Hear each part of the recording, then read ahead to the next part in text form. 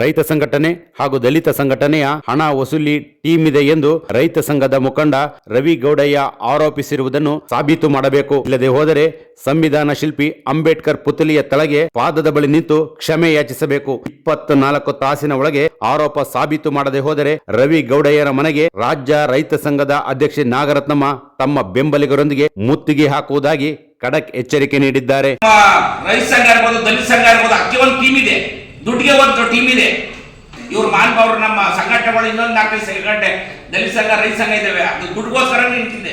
ಏನು ನಿನ್ನೆ ನಮ್ಮ ಶ್ರೀಮಂತ್ CG ರವಿಯಣ್ಣವರು ಒಂದು ಹೇಳಿಕೆ ಕೊಟ್ಟಿದ್ದಾರೆ.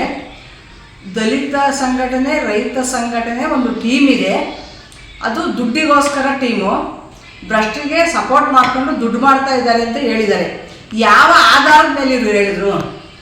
ಯಾವ ಒಂದು ನೈತಿಕ ಹಕ್ಕಿದೆ ಇವರಿಗೆ?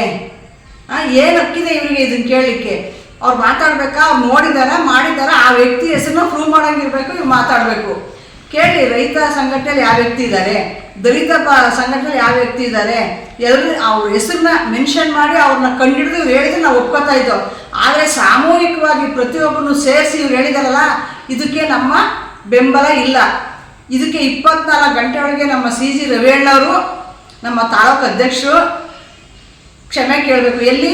ನಮ್ಮ ಸಂವಿಧಾನ ಶಿಲ್ಪಿ ಅಂಬೇಡ್ಕರ್ ಪಾದದ ಕೆಳಗಡೆ ಕ್ಷಮೆ ಕೇಳಬೇಕು. ಇಲ್ಲ ಸಾಬೀತು ಮಾಡಬೇಕು, ಇಲ್ಲ ಶಾಲ್ ತಂದು ಮನೇಲಿರಬೇಕು. ಇಲ್ಲ ಅಂದರೆ ನಾವು 24 ಗಂಟೆ ಕಳೆದು ಅವ್ರ ಮನೆ ಹತ್ರನೇ ಧರಣಿ ಮಾಡ್ತೀವಿ. ಸಾಬೀತು ಮಾಡೋವರೆಗೂ ಬಿಡಲ್ಲ. ಯಾಕೆ ಗೊತ್ತಾ? ನಾವು ಹೋರಾಟಗಾರರು. ಇವತ್ತಿಗೂ ನಮ್ಗೆ ಇರೋಕ್ಕೊಂದು ನೆಮ್ಮದಿಯಾಗ ಒಂದು ಮನೆ ಕಟ್ಕೊಂಡಿಲ್ಲ ಕಣ್ರಿ. ನಾವು ಯಾರೋ ಮಾಡ್ಕೊಂಡಿರ್ಬೋದು, ಐಷಾರಾಮಿ ಜೀವನ ಮಾಡ್ತಾ, ಅಂಥವ್ರು ಕೇಳಿ ನೀವು ಹಿಡಿದು ಸಾಬೀತು ಮಾಡಿ. ಪ್ರತಿಯೊಬ್ಬರನ್ನು ಸೇರಿಸ್ಬೇಡಿ.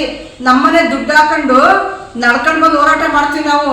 ಯಾರ ಹತ್ರ ಒಂದು ಟೀ ಕುಡಿಯಲ್ಲ, ಗೊತ್ತಾಯ್ತಾ? ಎಲ್ಲರೂ ಒಂದೇ ಸಮ ಮಾಡಿ ನೀವು ಮಾತಾಡೋದು ತುಂಬ ತಪ್ಪು, ತುಂಬ ದೊಡ್ಡ ತಪ್ಪು ಮಾಡಿದ್ರೆ ರವೇಣರ. ನೀವು 35 ವರ್ಷದ ಹೋರಾಟ ಮಾಡಿದ್ದೀನಿ.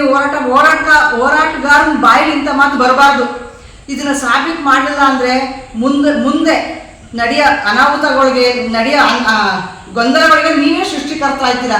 ದಯವಿಟ್ಟು ಮತ್ತೆ ಹೇಳ್ತಾ ಇದ್ದೀನಿ, ನಾವು ಹೆಣ್ಮಕ್ಳು ಹೋರಾಟಗಾರಿದ್ದೀವಿ.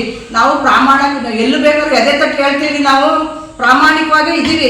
ಪ್ರಾಮಾಣಿಕತೆ ತಪ್ಪಿರೋಲ್ಲ. ನೀವು ಬೇಕಾದ್ರೆ ಕೇಳೋಕ್ಕಾಗಲ್ವಾ? ನಮಗೂ ಇದೆ ಪ್ರೂಫ್ ಮಾಡಬೇಕು ಅಂದರೆ ಬೇಕಾದಷ್ಟು ಪ್ರೂಫ್ಗಳಿವೆ.